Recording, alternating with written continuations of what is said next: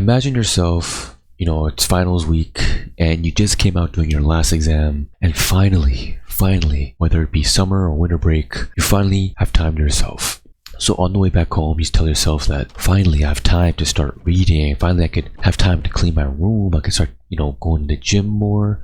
You start telling yourself all these different things, but then you get home and you realize how tired you are. You start laying in bed, going to sleep, waking up, going on your phone. And the cycle starts repeating. You start waking up at 2 p.m. every day during your break. And a lot of the work you said you were going to do, you don't really end up doing it. Sure, there'll be a few times you do it for like 30 minutes, but you don't do much of it. And that's something I myself have been through so much these past 2 to 3 years, even more than I probably can't even remember.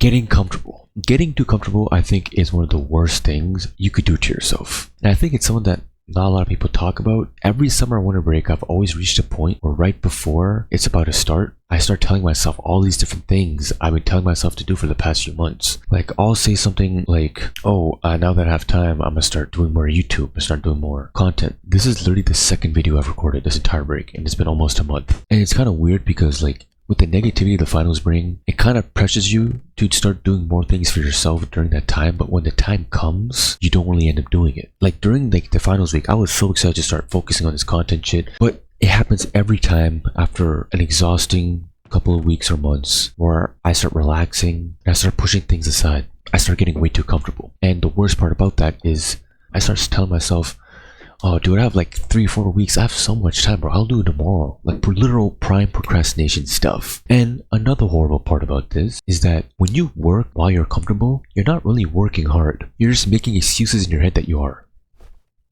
I'm gonna repeat that one more time. Even when you work when you're comfortable, you're not really working hard. You're making excuses in your head that you are. And let me explain what that means. You're putting a ceiling on yourself, because if you have the phone on your table and you're constantly checking your phone, that's not prime work ethic. That's not good work you're doing.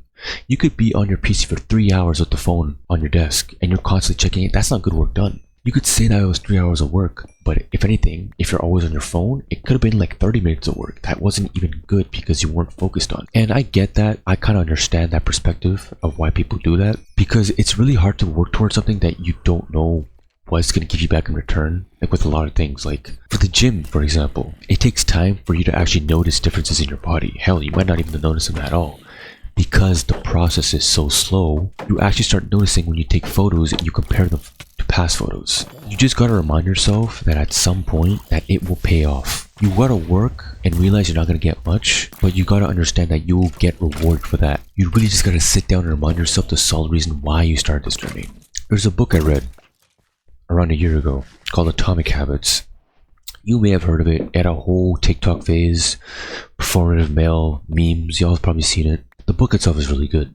At the start of the book, they talk about cues and cravings and rewards, and I want to talk about rewards. The book itself talked about how you can work towards something and not get basically anything in return, which is why you got to take control of your own life and reward yourself for when you do the work. Each task you set out to do, you should reward yourself. That way, it kind of gives you a proper cue and a proper craving to actually do the task, because at the end of the day, you start thinking, oh, let me get this done, and I can go out and buy this bowl of food or a bowl of chicken or something like that. Just something small, something that kind of motivates you. Of course, you don't have to do this. I do recommend it, but it's just, I want to throw something out there that is worth thinking about. The whole point of this video I made is kind of for myself, because I've been kind of going through this, and it's to honestly just accept change. I think being uncomfortable is probably one of the healthiest things to experience in this world, because when we get too comfortable, like I said earlier, we get lazy, we start doing scrolling, and we get bed rotting, all that. So if you're sitting here watching this video still, to the 2 or 3 of you, go out there and go get your driver's license, start applying to them jobs you've been telling yourself to do. Fuck it, bro. Go to that party you don't feel like going to. Because even if you feel like you're going off your boundaries, you will never ever get back home after a long day from whatever you did. Going out for meeting people, doing a bunch of work. Every time you do something like that, when you come back home from it, you will never regret it. Because being uncomfortable teaches you so much. That's all I got to say. Take care, everybody.